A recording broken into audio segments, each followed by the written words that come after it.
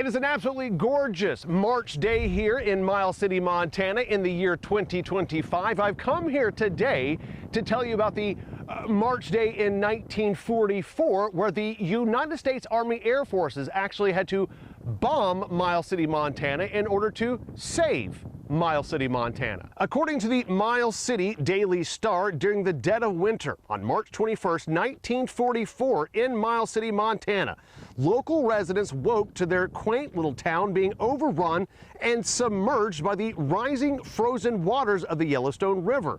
Ice jams were building quickly, raising the sub-zero river water levels by over 16 feet.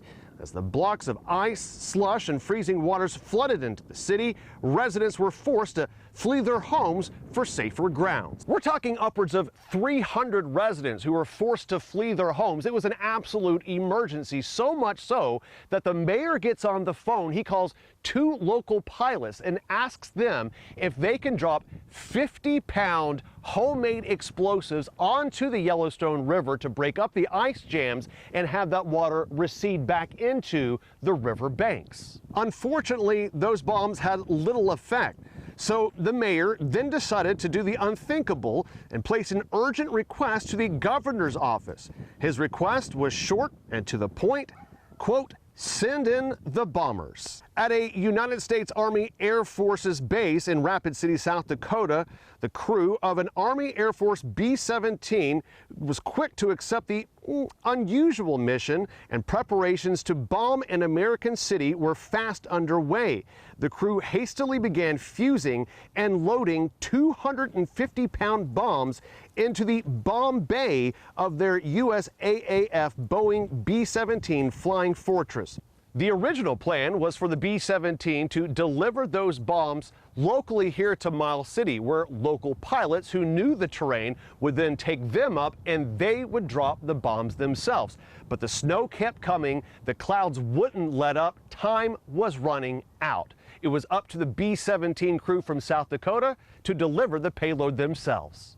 At just about 7:30 at night, in heavy snow, winds, and cold, the bomber appeared over the river and executed two dummy bombing runs as crowds of locals watched in amazement. On the third pass, the B-17 released a test bomb that exploded precisely on target. Unsure of the effect, the crew brought their bomber around again.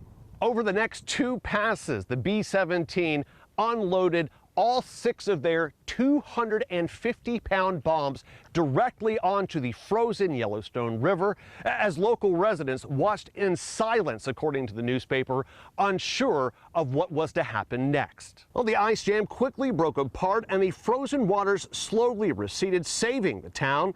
The next morning, local residents were thrilled to watch as the water levels had dropped a full 10 feet from the day before.